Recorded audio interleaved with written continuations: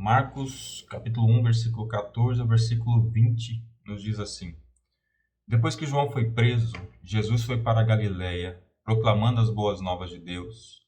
O tempo é chegado, dizia ele, o reino de Deus está próximo. Arrependam-se e creiam nas boas novas. Andando à beira do mar da Galiléia, Jesus viu Simão e seu irmão André lançando redes ao mar, pois eram pescadores. E disse Jesus: Sigam-me, e eu os farei pescadores de homens. No mesmo instante, eles deixaram suas redes e o seguiram. Indo um pouco mais adiante, viu um barco Tiago, filho de Zebedeu, e João, seu irmão, preparando as redes. Logo o chamou e eles o seguiram, deixando Zebedeu, seu pai, com os empregados no barco. Senhor, meu Deus, muito obrigado, Senhor, por este domingo. Muito obrigado, Senhor, pelo privilégio, pela oportunidade que o Senhor tem nos dado. Muito obrigado porque o Teu Espírito Santo, Senhor, nos trouxe, nos conduziu até este momento. Muito obrigado, Senhor, que independente dos afazeres, independente, Senhor, até mesmo daquilo que temos passado, independente, Senhor, de todos os enfrentamentos que pudemos ter, Senhor, para estarmos agora neste momento quietos, assossegados, Senhor, para ouvir a Tua palavra, Senhor, que privilégio é ter chegado a este momento. E a nossa oração continua sendo a mesma de sempre, Senhor. Aqui estamos, ó Pai, para ouvir a Tua voz. Então fala conosco, Senhor. Traz a nós a Tua palavra, traz a nós a Tua ministração, a Tua orientação, Senhor. Nos dê direção, ó Pai, nos instrua, nos transforme, nos restaure, nos faça, Senhor, cada vez mais cristãos verdadeiros, Senhor, cada vez mais pequenos cristos, cada vez mais seguidores, discípulos do Teu Filho amado Jesus Cristo. Fala conosco, ó Pai, no nome de Jesus. Amém. Amém. Essa é a terceira pregação sobre o livro de Marcos, o Evangelho de Jesus, o Cristo, Filho de Deus, escrito por João Marcos, inspirado pelo Espírito Santo. Essa foi a primeira pregação que falava sobre Evangelho, sobre boas novas da salvação. Então tivemos a segunda pregação com o pastor José Carlos, que diz que surge então João Batista batizando um batismo de arrependimento para perdão de pecados. Então apresentava, Marcos vem e diz: eu vou falar a partir de agora, aqui começa o Evangelho, aqui começam as boas novas de salvação daquele que nos trouxe as boas novas, Jesus Cristo, Jesus, o Cristo, o Messias, o ungido, Filho de Deus. Então, vem João Batista pregando arrependimento no deserto. Vem João Batista preparando o caminho para Jesus iniciar seu ministério. Ele veio preparar o caminho de Jesus. A pregação do evangelho genuíno, a pregação do evangelho, e é interessante a gente separar o livro Evangelho, os 4 evangelhos, e os 4 são evangelhos de Jesus Cristo, escrito por 4 evangelistas, todos eles inspirados pelo Espírito Santo, mas o livro Evangelho trata de muitos assuntos e narra a passagem de Jesus Cristo pela terra. Mas o Evangelho em si, e aí quando eu sempre falo Evangelho genuíno, a questão da boa nova em si, quando pregado de maneira genuína, ele tem esse poder de preparar o caminho para Jesus entrar nas nossas vidas, porque esse Evangelho genuíno que gera perdão dos pecados, porque gera arrependimento, ele nos permite ser batizados não apenas com água, não apenas o rito do batismo em si, mas nos permite ser batizados no Espírito Santo. E então somos purificados por Ele, somos lavados por Ele, passamos então a ter condições de ouvi-lo e compreendê-lo.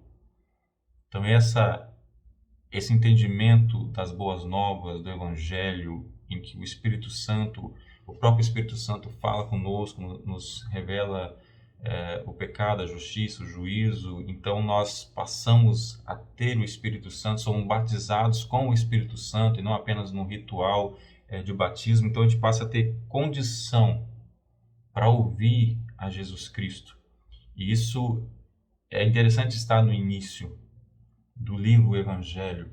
A gente passa a ter condição, ainda no caso de Marcos, ainda no capítulo 1, de ter discernimento e entendimento de todos os outros capítulos, de todos os outros versículos, essa preparação do caminho. Então, da mesma maneira que João Batista preparou o caminho para que se iniciasse ali o ministério de Jesus na terra, alguém preparou o caminho para que o ministério de Jesus iniciasse nas nossas vidas. O caminho para Jesus Cristo iniciar o seu ministério em nossas vidas foi preparado por alguém. E essa preparação foi a pregação do Evangelho.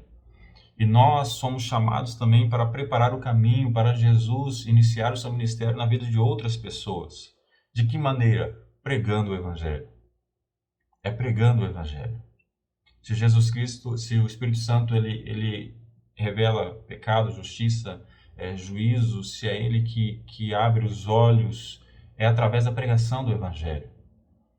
Ao pregar o Evangelho, ao cada um de nós pregar o Evangelho de fato genuíno, então os olhos, as escamas caem, então o Espírito Santo age na vida das pessoas, então nós somos chamados também para preparar o caminho para Jesus Cristo na vida de outras pessoas.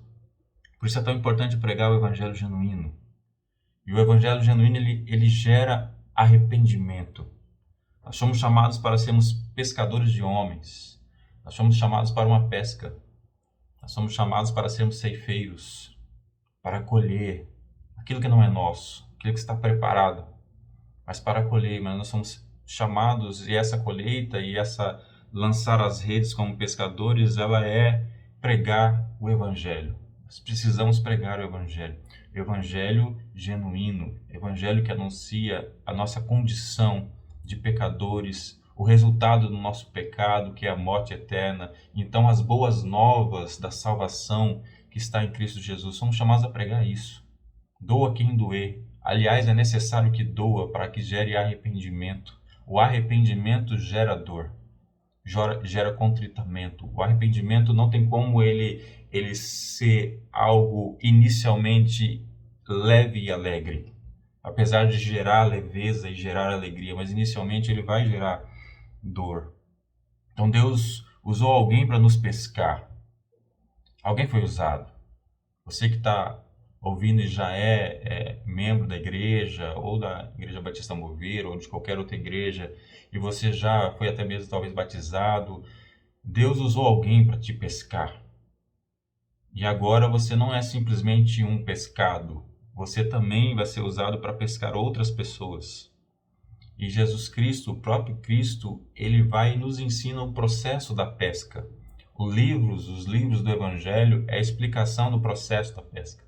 É a explicação não apenas nos chamando para sermos pescadores de homens, mas ele vai, e ao chamar aqueles homens na época, ao chamar ali os primeiros discípulos, os apóstolos, ao dizer a eles que faria pescadores de homens, ele os chama e começa a os ensinar o processo da pesca. E é isso que a gente vai ver durante todas as ministrações e as próximas, e a gente deve levar aí alguns meses ainda apenas no livro de Marcos. A gente vai ver esse processo da pesca, que nós somos chamados, pescados e chamados também a pescar. E hoje a gente vai ficar aí no versículo 14 ao versículo 20 do capítulo 1. Então, no versículo 14 e 15 diz assim: Depois que João foi preso, Jesus foi para a Galileia proclamando as boas novas de Deus. O tempo é chegado, dizia ele, o reino de Deus está próximo. Arrependam-se e creiam nas boas novas. O texto já nos mostra que Jesus tem pressa. A pesca é para já, a pesca tem pressa. A seara é grande, já usando outro versículo, diz: a seara é grande e os ceifeiros são poucos. A plantação já está pronta para ser colhida e são poucos os ceifeiros. A pesca, os peixes já estão prontos a serem pescados e são poucos os pescadores. E Jesus vem e fala num tom de necessidade e pressa para que se comece a pescar. A necessidade de que existam pescadores e pescadores de homens. Ele começa ali no início do ministério chamando os primeiros discípulos e continua a nos chamar até hoje. E da mesma necessidade, porque ninguém sabe o dia, ninguém sabe a hora, e a pressa é inerente à pregação do Evangelho. A pressa é inerente à pesca. Não tem como dissociar. E o tom de Jesus Cristo é esse. E aí diz que ele foi para a Galileia proclamando as boas novas de Deus, ou seja, proclamando o Evangelho. Ele foi proclamando, ele não foi proclamar. Eu acho interessante os detalhes da palavra de Deus, que fazem diferença no nosso comportamento enquanto cristão. Jesus foi proclamando, ele não foi proclamar. Nós não vamos a algum lugar pregar o Evangelho, apesar de sermos criados religiosamente assim. Vou à igreja pregar o Evangelho. E quando a gente faz isso, a gente já limita, então, aquele que prega o Evangelho. São os pastores, são os diáconos, presbíteros, são os obreiros, seja a designação que a igreja tiver, mas a gente já limita aí quem são os pescadores, quem são os ceifeiros, quem são aqueles que vão pregar o Evangelho. Nós não somos chamados a ir pregar, nós somos chamados a viver pregando o Evangelho. Jesus, ele foi proclamando, ele não foi proclamar na Galileia. Enquanto ele saía de onde ele estava, na Judeia, indo à Galileia, ele foi proclamando. Não é uma questão de chegar a algum lugar para fazer, é questão de viver fazendo. Então, para sermos já pescadores de homens, não é um plano de chegar a algum lugar, mesmo que você tenha. Mas mesmo que tenha já uma visão, uma designação, uma palavra de Deus de que você fará algo em algum lugar, até chegar a este lugar, vá pregando, vá pescando, vá proclamando o Evangelho enquanto você caminha. Então, Jesus, ele já sai a proclamar por conta do tom da pressa. O tempo de Deus é chegado, o reino de Deus está próximo. O reino de Deus está aqui. É isso que dizia Cristo. O reino de Deus está aqui e começarei a reinar sobre a vida daqueles que me receberem. Porque o reino de Deus é onde Deus reina. E ele foi espalhando o reino de Deus. Ele foi espalhando porque ele foi trazendo para si pessoas que permitiram que Deus reinasse em suas vidas. Pessoas que abriram a sua vida ao ouvir o Evangelho, ao serem tocados pelo Espírito Santo. Então abriram suas vidas para começarem a serem reinados por Jesus Cristo. O reino já está. O reino, ele virá em outros termos de escatologia, reino físico presente, mas o reino de Deus já é. Nós já podemos viver o reino de Deus ao permitir que ele reine sobre as nossas vidas. Lá em Lucas 17, do 20 ao 21, diz assim: certa vez, tendo sido interrogado pelos fariseus sobre quando viria o reino de Deus, Jesus respondeu: o reino de Deus não vem de um modo visível, nem se dirá aqui está ele ou lá está, porque o reino de Deus está entre vocês. Está entre vocês.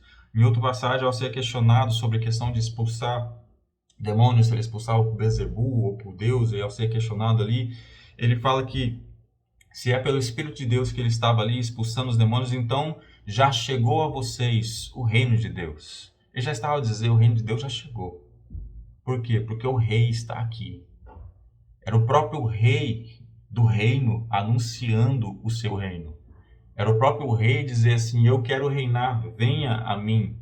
Venha a mim e permita que eu reine sobre a sua vida. O reino já está aqui. Permita que ele faça parte da sua vida. O reino de Deus chegou, mas o que é fazer parte desse reino? As redes foram lançadas ao mar, as redes foram lançadas para pescaria, mas como seremos fisgados? Ou como fisgaremos outros no papel de pescador? Porque temos o duplo papel de sermos pescados um dia e passarmos a ser pescadores. Como então fomos fisgados e como essas pessoas que Deus quer nos usar para pescar serão fisgados? E ele vai e diz, arrependam-se e creiam nas boas novas. Arrependam-se dos seus pecados, voltem-se para Deus. Convertam-se dos seus maus caminhos. A palavra conversão que a gente tanto usa, quando a gente vai se referir a alguém que iniciou a sua caminhada numa igreja evangélica, numa igreja cristã, e a gente fala que a pessoa é convertida, é porque houve uma conversão nos seus caminhos. Houve uma mudança de rumo, de rota. Ela estava caminhando em uma direção e ela converteu os seus caminhos. Houve uma conversão. E o arrependimento, ele traz a conversão. Porque uma pessoa arrependida, ela não consegue mais trilhar o mesmo caminho. ela precisa converter porque ela passa a ter discernimento e entendimento que aquele caminho que ela trilhava vai levá-la para longe de Deus, e agora ela quer participar, ela quer estar na presença do seu Deus porque ela teve um entendimento, ela se arrependeu, converteu-se dos seus caminhos, mudou os seus caminhos. Então, se arrependa e creia nas boas novas, creia no Evangelho. Essa é a base da salvação, arrependimento e fé.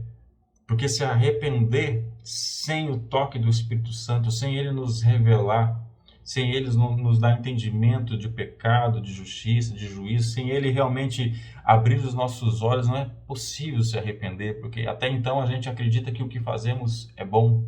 Até então a gente acredita que somos pessoas boas, porque a gente ainda mede as coisas pela nossa boa ação dentro de uma visão humana. Mas ao ser tocado pelo Espírito Santo, ao se arrepender, então é necessário a fé. Para quê? Para crer no Evangelho. Porque a única maneira de se alcançar a salvação é através de Jesus o Cristo, não há outra maneira. Então, se é através de Jesus, é necessário crer nas boas novas, é necessário crer no Evangelho, e crer no Evangelho, nas boas novas, é crer em tudo que ele significa. Não é simplesmente um nome. O nome é centro, é base de tudo, mas é o entendimento de que somos pecadores, é o entendimento do nosso estado natural e a necessidade de ser salvo. Não há evangelho da salvação para aquele que ainda não entendeu a necessidade de ser salvo. Se a pessoa não entendeu isso, ela nem se arrependeu. Então não há como crer. Então é necessário crer que Jesus de fato é Deus, que Jesus foi enviado por Deus Pai para que fosse realmente passar pelo processo que passou, pela crucificação, para que nós fôssemos alcançados e salvos e tivéssemos vida eterna. Essa é a base para ser fisgado na pescaria de Deus. Essa é a base para ter condição de ser um dia pescador, um dia ser usado por Deus para pescar outras pessoas. Em Atos, no capítulo 16, versículo 29 a 34,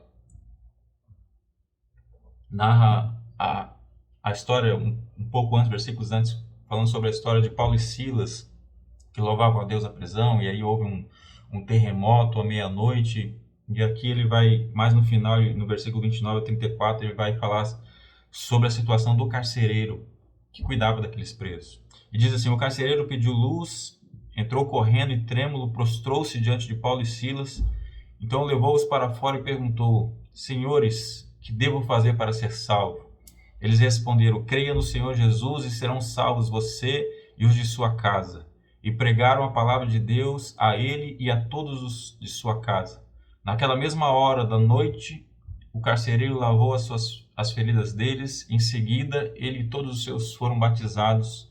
Então os levou para sua casa, serviu-lhes uma refeição, e com todos os de sua casa alegrou-se muito por haver crido em Deus. Paulo e Silas prepararam o caminho para Jesus Cristo entrar na vida do carcereiro e da sua família. Ali eles foram pescadores. O carcereiro, após o terremoto, ele se desesperou porque, como as celas foram todas destruídas, ele imaginou que todos os presos teriam fugido e sabia que a consequência sobre a fuga recairia sobre ele, porque era a responsabilidade dele não permitir que isso acontecesse.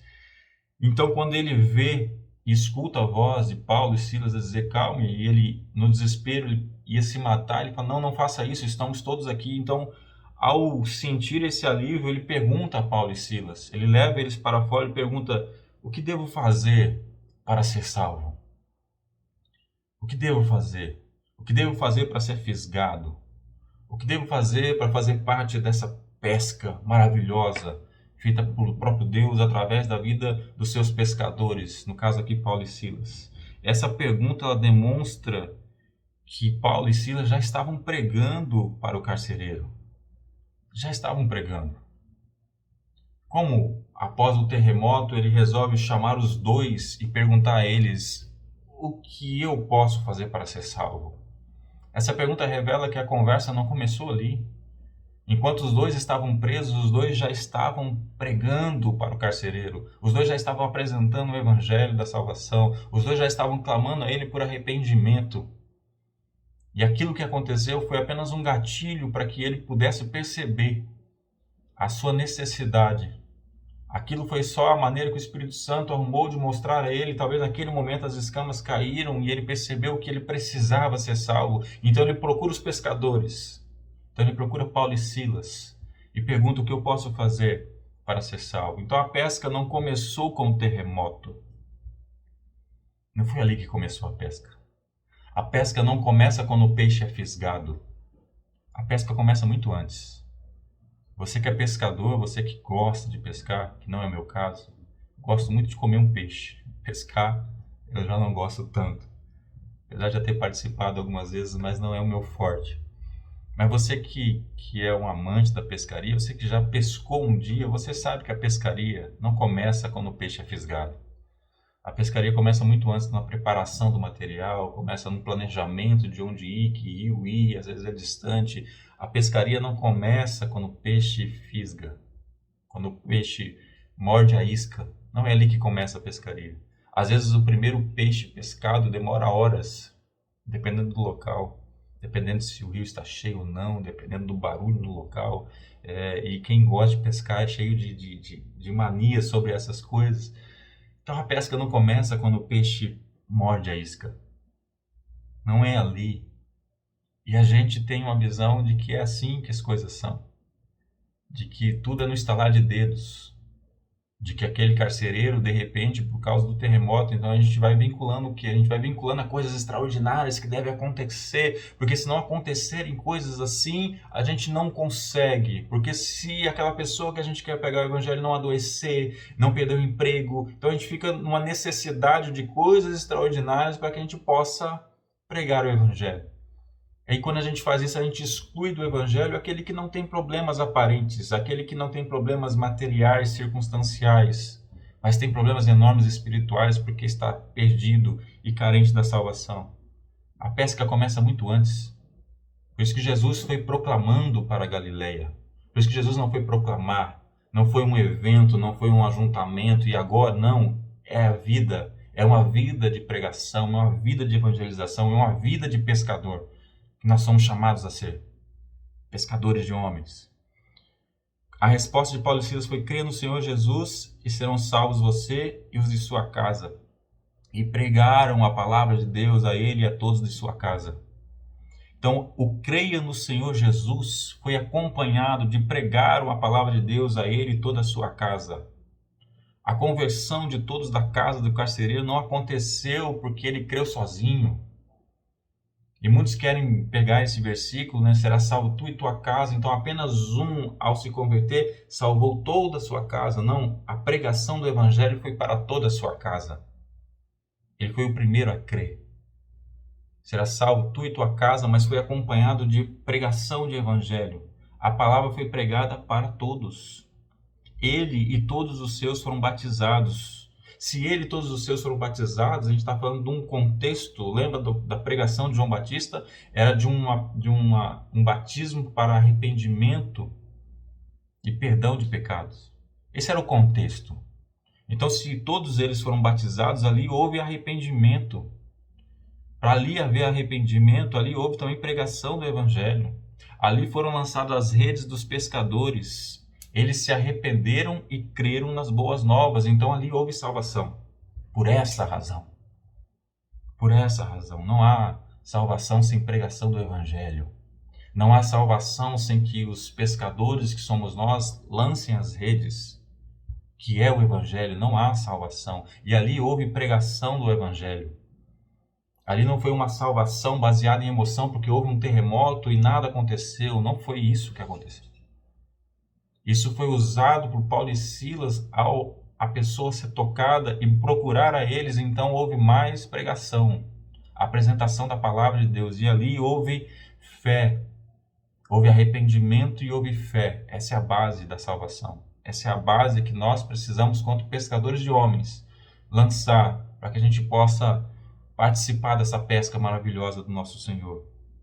Aí no versículo 16 ao 20 de Marcos capítulo 1, diz assim: andando à beira do mar da Galileia, Jesus viu Simão e seu irmão André lançando redes ao mar, pois eram pescadores. E disse Jesus: sigam-me, e eu os farei pescadores de homens. No mesmo instante, eles deixaram as suas redes e o seguiram.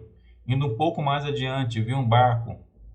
Tiago, filho de Zebedeu, e João, seu irmão, preparando as suas redes, logo chamou e eles o seguiram, deixando Zebedeu, seu pai, com os empregados no barco. E é interessante como a gente tem a tendência de romantizar algumas coisas com relação à palavra de Deus. A gente romantiza principalmente quando a gente fala sobre o amor de Deus. E aí é mais próximo ainda, né? A gente acha que o amor de Deus é um amor fraternal ou um amor conjugal, e a gente tenta fazer essa ligação de amor, né? E a gente escuta muito isso, principalmente de movimentos não cristãos, tentando nos ensinar sobre cristianismo, né? Deve ter um nome para isso, né? Quando um homem tenta ensinar a mulher sobre como deve ser, tem um nome também. Então, quando um não cristão tenta nos ensinar a ser cristão, deve ter um nome para isso. Provavelmente eu desconheço. Mas eles tentam falar sobre nós e tentam encaixar situações e contextos próprios deles com relação ao amor. Ah, mas Deus é amor, como se o amor que Deus tem fosse um amor apenas fraterno, fosse um amor apenas romântico. E a gente tende a romantizar um pouco as coisas de Deus, e quando a gente lê as Escrituras, a gente traz essa carga romântica, um pouco literária, de entendimento sobre as coisas. E quando a gente vê aqui passagens como essa, a gente faz ligações lendo sem uma interpretação um pouco maior sobre o contexto. E nessa romantização, nessas coisas, a gente tende, por exemplo, a querer pregar o evangelho apenas com frases do tipo Deus é bom, Deus é amor, Deus cura, Deus liberta. São todas frases verdadeiras. Mas o nosso equívoco é achar que ao proferir essas frases, alguém vai se converter. A gente acha que se limitando a dizer apenas Deus é bom, Deus é amor, Deus cura, Deus liberta, apesar de serem verdades, a gente acha que isso vai realmente converter as pessoas, vai trazer salvação às pessoas, mas isso não é o Evangelho. Isso não é o Evangelho. Não dá para se limitar a isso. E a gente lê algumas passagens como essa, Jesus diz, sigam-me e eu os farei pescadores de homens. E aí a gente lê que no mesmo instante eles deixaram suas redes e o seguiram. A gente quer replicar aquilo que a gente leu, né, e interpretou sem um pouco mais de preocupação com o texto bíblico, e a gente acha que é assim, que a gente vai simplesmente estalar os dedos e as pessoas vão vir seguir Jesus. E a gente vai falar, Deus cura e as pessoas vão vir, Deus é bom e as pessoas vão vir, e de que não é necessário o confronto do Evangelho. Nós entendemos que foi dessa maneira exata que Jesus chegou de repente ali na beira do mar da Galileia. Aqueles homens estavam ali arrumando as redes para pescar, e aqueles homens nunca tinham visto Jesus na vida, e de repente Jesus chegou e falou, olha, sigam-me que eu farei pescadores de homens. Então todos lançaram tudo e deixaram tudo para trás, baseados apenas nessa frase. Mas não foi assim. Não foi dessa maneira que a gente romantiza, e não é assim na nossa vida de pescador de homens. E não é assim que deveria ser essa pesca que somos chamados a fazer. Não é simplesmente juntarmos debaixo de um mesmo templo, debaixo de um mesmo teto, pessoas para encher um local sem pregação de evangelho, sem confrontação, sem arrependimento, sem mudança, sem transformação, sem renúncia, sem se falar em pecado, sem se falar em arrependimento. Não é possível salvação assim. É possível se encher uma igreja? Sim, é possível. É possível aumentar ali o lastro espiritual de certas denominações? É possível. Mas falar em conversão, falar em salvação não é possível. Não é dessa maneira. E a gente, olhando lá em João, no capítulo 1, que narra basicamente a mesma passagem, mas dá um pouco mais de detalhe, olha o que diz lá no versículo 35 a 42. No dia seguinte, João estava ali novamente com dois dos seus discípulos, João Batista. Quando viu Jesus passando, disse, vejam, é o Cordeiro de Deus. Ouvindo dizer isso, os dois discípulos seguiram a Jesus. Voltando-se e vendo Jesus, que os dois o seguiam, perguntou-lhes, o que vocês querem? Eles disseram, Rabi, que significa mestre, onde estás hospedado? Respondeu ele: venham e virão. Então foram por volta das 4 horas da tarde, viram onde ele estava hospedado e passaram com ele aquele dia. André, irmão de Simão Pedro, era um dos dois que tinham ouvido que João dissera que haviam seguido a Jesus. O primeiro que ele encontrou foi Simão, seu irmão, e lhe disse: achamos o Messias, isso é, o Cristo, e o levou a Jesus. Jesus olhou para ele e disse: você é Simão, filho de João, será chamado Cefas, que significa pedra, que significa Pedro, que diz que João Batista estava com 2 dos seus discípulos. Quando Marcos narra o momento em que Jesus chama os seus discípulos, o momento em que Jesus chama Pedro, por exemplo, ele diz que João estava preso. Começa o versículo 14 dizendo: após João ser preso, Jesus foi proclamando o evangelho para a Galileia. Então, quando a gente vê este contexto, o encontro de Jesus com Pedro e com André na beira do mar não foi o primeiro. Não foi um primeiro encontro nem pessoalmente, muito menos o primeiro encontro com relação à pregação do evangelho. Não foi o primeiro encontro. Não foi o primeiro momento. Olha o processo. 2 dos seus discípulos estavam com João Batista. Um deles era André, irmão de Simão, ainda não chamado Pedro, irmão de Simão. E ao passar Jesus Cristo, João Batista diz: ali está o Messias, ali está o ungido. Então os 2 discípulos se interessam ao ouvir João Batista dizer e apresentar: aquele ali é o Salvador, aquele ali é o Messias. Então eles se interessam e vão atrás de Jesus. Jesus pergunta o que eles querem: onde tu estás hospedado? Vai até onde ele está. Eles passam um dia com Jesus. Passam um dia ouvindo do próprio Jesus a pregação do Evangelho. E ao ouvir aquilo, André procura, a primeira pessoa que ele procura foi Simão, seu irmão. E ao encontrar com Simão, Pedro lhe diz assim: achamos o Messias, achamos aquele que haveria de vir, achamos o Cristo, achamos o ungido, nós achamos. Então Pedro ouviu a pregação do Evangelho através de André, seu irmão, que ouviu através do próprio Cristo, mas que foi direcionado por João Batista a encontrá-lo. Então Jesus encontra com Simão e diz: agora então não serás mais Simão, mas serás Pedro, Cefas, pedra, assim tu serás chamado. Não foi o primeiro encontro. Jesus não chegou ali no mar da Galileia e disse, ao encontrar com Pedro, com André pela primeira vez: olha, sigam-me, serão pescadores de homens. Então eles lançaram. Não foi assim. E não é assim na nossa vida missionária de pescadores, de pregadores do Evangelho.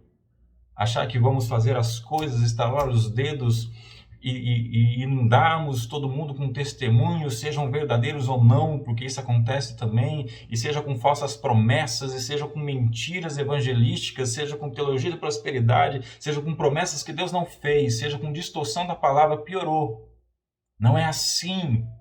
Não é no estalar dos dedos que as pessoas simplesmente vão decidir seguir a Jesus. No máximo vão seguir você.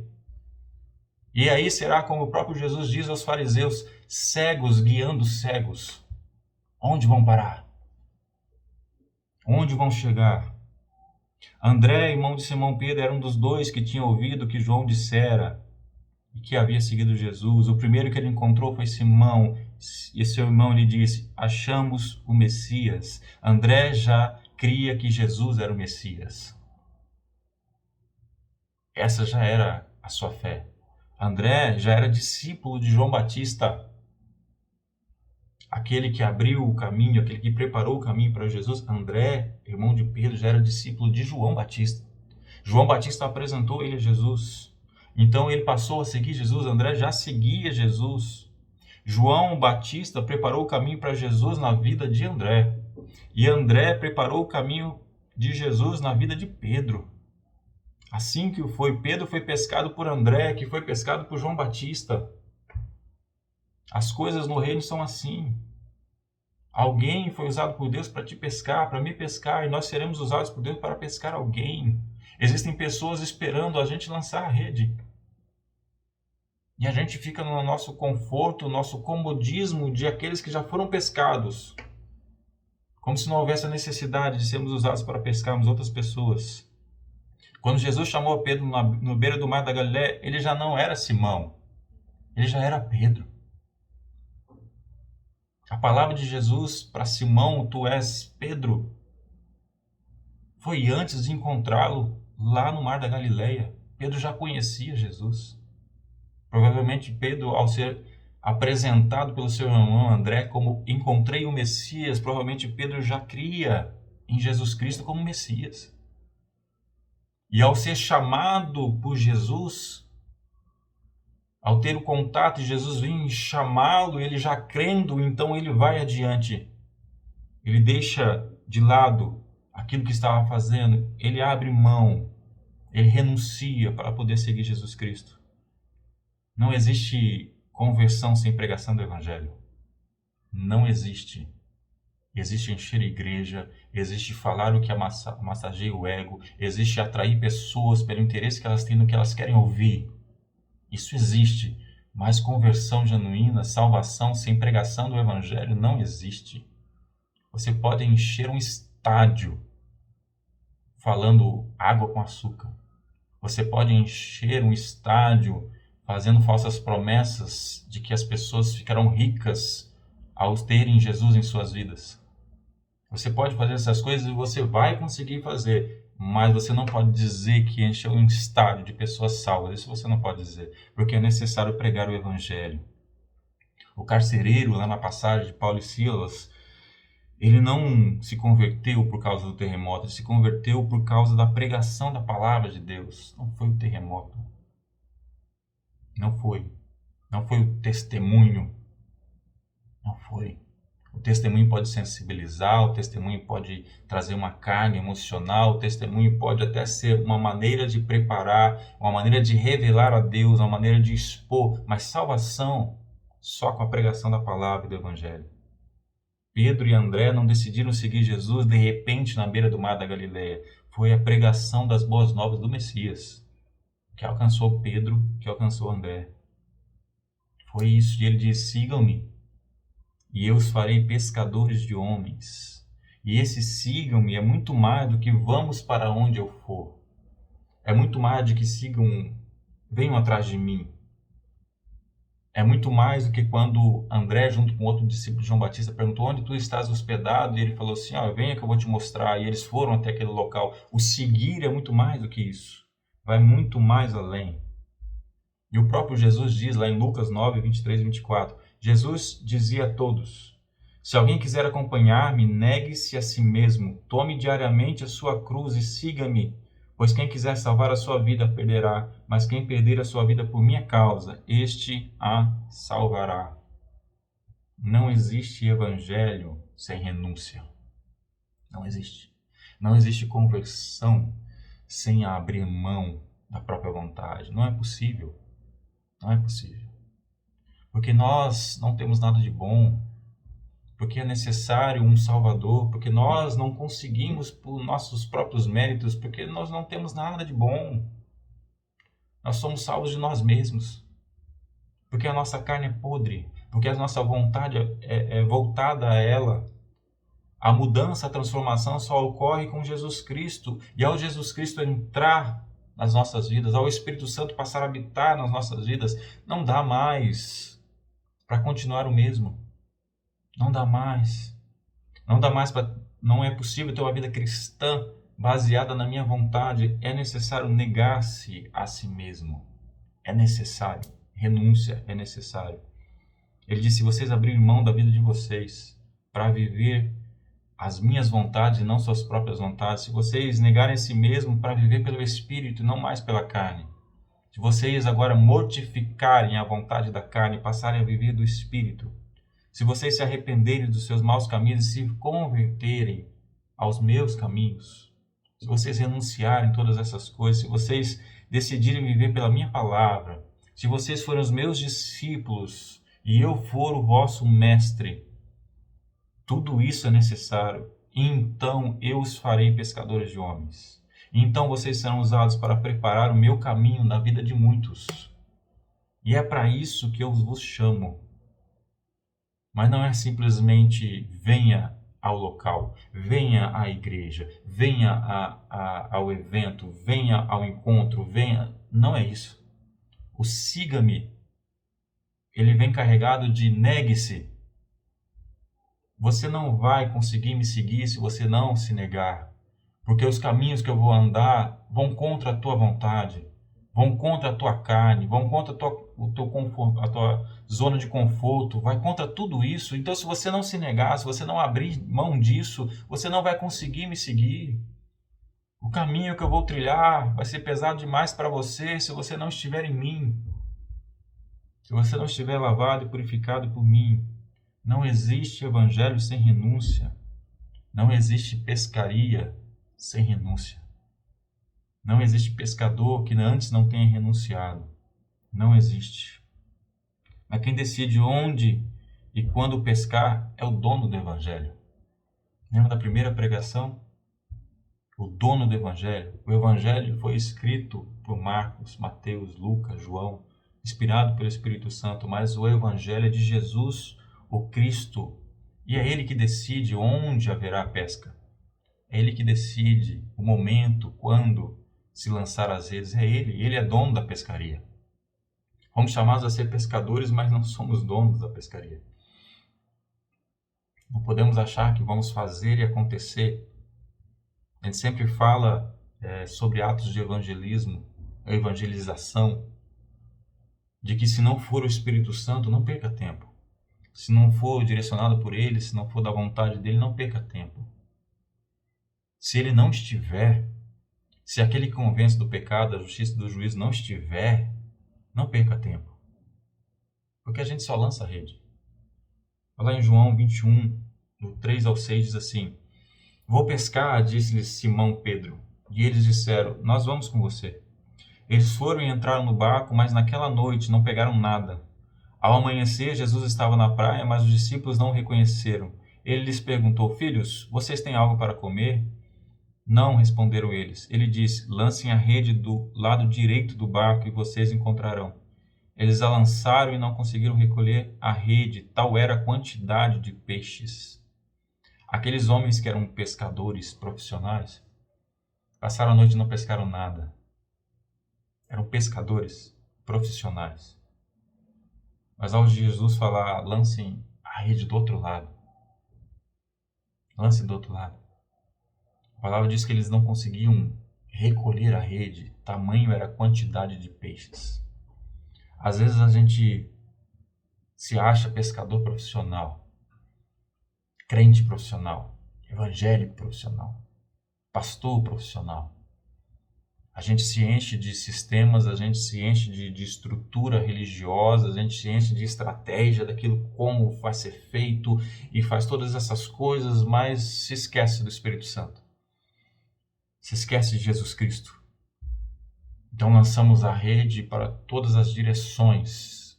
Então passamos a noite inteirinha sem pescar nada. E quando o dono da pesca diz simplesmente, lancem ali. E eu não acredito que eles não tinham lançado já naquele local. É que quando lançaram não tinha peixe. Mas o dono da pesca disse, lance do outro lado. E ao lançar sobre o outro lado, ao lançar a rede, então ali eles fizeram a maior pesca que já tiveram experiência de fazer. Porque o dono da pesca é quem decide. Nós só pregamos o evangelho. Só isso que nós fazemos. Nós não temos poder para mais nada. Mais nada. Nós vivemos o cristianismo, nós damos testemunhas do nosso Deus e nós pregamos o evangelho. Se fizermos essas coisas, cumprimos a nossa função. Cumprimos a função. Não é a quantidade, não é quantos, é o que você fez. É o que você fez, porque você pode ter angariado muitos para a igreja, mas não para Cristo. Você pode ter angariado muitos para uma denominação, mas não para o reino. Ao pregar o que não era o evangelho. E nós somos chamados a pregar o evangelho. E o resto da ação é o Espírito Santo quem faz. Isso deveria ser um alívio para nós, de que essa responsabilidade não é nossa. Nós simplesmente pregamos o Evangelho. E é justamente tentando tomar essa responsabilidade que acabam surgindo os erros. Porque ao pregar o Evangelho, talvez eu ache que as pessoas não estão se convertendo porque a palavra está dura demais, porque eu preciso de estratégia, e com o fim dessas coisas é o quê? É falar o que as pessoas querem ouvir. Não é à toa que a palavra diz e profetiza: chegará o tempo em que ajuntarão para si pessoas que falem aquilo que elas querem ouvir, sentirão comichão nos seus ouvidos e ajuntarão para si. Porque os pregadores da teologia da prosperidade têm tanta audiência? Porque as pessoas querem ouvir isso. Porque a podridão e a maldade, a ganância e a vontade de crescer e enriquecer, independente de relação com Deus, está no coração de cada um. Porque não houve conversão. Porque as igrejas estão lotadas de pessoas não convertidas. Porque as igrejas evangélicas estão lotadas de qualquer coisa menos de evangelho. Porque o meio cristão está cheio de pessoas, mas vazia de cristãos. Por isso, porque o evangelho não é pregado. Porque busca-se tantas estratégias e o evangelho fica de lado. Pregue o evangelho, para isso nós somos chamados. Nós lançamos a rede, mas quem decide qual o peixe, a quantidade de peixe, não somos nós, é o nosso Deus, é Jesus Cristo, é o Espírito Santo. É a divindade e não nós. Nós devemos ser fisgados verdadeiramente pelo evangelho. Negarmos a nós mesmos, passarmos a viver, tomar a nossa cruz, seguir a Jesus Cristo e segui-lo de fato. E a nossa caminhada, lançar as nossas redes, pregar o Evangelho, viver pregando o Evangelho todos os dias, esse é o nosso chamado. Mas o Evangelho genuíno. E assim como no início da igreja, que diz lá em Atos dos Apóstolos, quem foi acrescentando aqueles que iam sendo salvos foi o Espírito Santo, não foram os apóstolos. Ali diz que os apóstolos viviam em comunhão, compartilhavam entre si todas as coisas, pregavam o evangelho, cuidavam das pessoas e o Espírito Santo ia acrescentando aqueles que iam sendo salvos. Não eram os apóstolos. Hoje não são os pregadores, não são os evangelistas, não são aqueles que batem no peito para dizer que foi porque eu orei, foi porque eu preguei, foi porque eu ministrei, foi porque eu cantei. Não é. Não é. Talvez seja a sua igreja lotada de pessoas não convertidas. Esse é mérito seu. Se alegre com ele, que é a única coisa que você vai ter. Se você tem isso no seu currículo espiritual cristão, se alegre com ele, porque é a única coisa que você vai ter. Mas pregue o evangelho genuíno, que aí você está juntando para você coisas realmente no local certo. Coisas para a eternidade. Pescadores de homens. Pescadores são pessoas arrependidas que tiveram seus pecados perdoados. Há requisito para ser pescador. Não é o profissional. Não é o que tem aptidão, simplesmente. Mas o pescador, ele arrependeu-se e teve seus pecados perdoados. Os pescadores são seguidores de Cristo que deixaram a pesca material para começar uma pesca espiritual. Eles abandonaram as suas intenções, as suas vontades, o seu lançar a rede, aquilo que ele tinha expectativa de colher.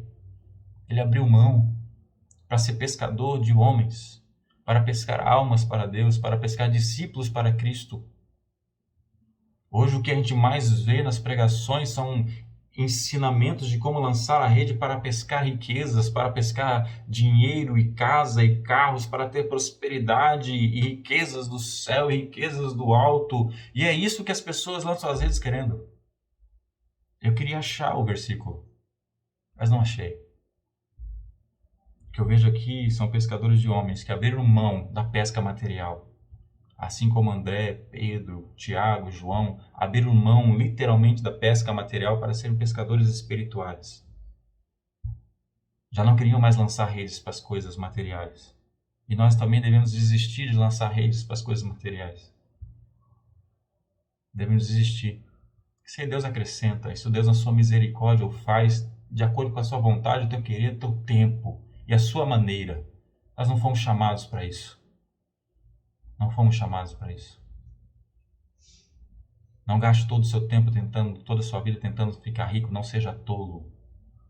Acho interessante, esses dias eu vi anúncio de uma série de pregações de que tem mais versículos sobre dinheiro na Bíblia do que sobre amor, do que sobre tal coisa. De fato tem. Mas falta ler então, né? Falta ler um pouco sobre esses versículos. Que o amor e o dinheiro é a raiz de todos os males. Falou sobre dinheiro aí, né? Falou sobre o quê? Não seja tolo tentando enriquecer a todo custo. É melhor ter um pouco com justiça e honestidade do que muito de maneira desonesta. Também está falando de dinheiro, né? Para de lançar a rede buscando essas coisas. Para de buscar a Deus procurando essas coisas. Não fomos chamados para isso.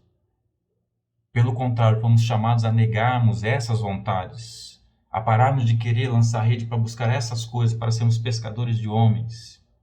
Esses pescadores negaram-se a si mesmos, abriram mão das suas próprias vontades, dos seus planos para lançar redes ao mar de homens. Para ganhar seguidores, para ganhar membros de igreja? Não. Porque o pescador, ele entende o tamanho da graça, o tamanho do amor que Deus tem ao alcançá-lo. E ele necessita lançar a rede para que outras pessoas também sejam alcançadas. Ele necessita, pescadores de homens lançam as redes do Evangelho, onde e quando o Mestre mandar. Nós somos servos, não somos senhores. Nossa herança não está aqui.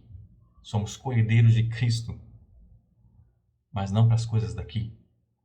A nossa herança está na eternidade. Nosso chamado aqui é para lançar a rede e pescar vidas, almas, homens para Deus, e não para saciar as vontades da nossa carne. Usar a palavra de Deus, usar o Evangelho para saciar a própria carne é qualquer coisa, menos Evangelho, menos Deus. Não é. Não foi para isso que fomos chamados. Não é isso que é um pescador de homens. Não é isso que nós vamos ser. Amém? Vamos orar? Senhor, meu Deus, meu Pai, muito obrigado sobre a Tua palavra. Muito obrigado pela Tua misericórdia, Senhor. Queremos apenas o que vem de Ti, de fato, Senhor, da Tua palavra.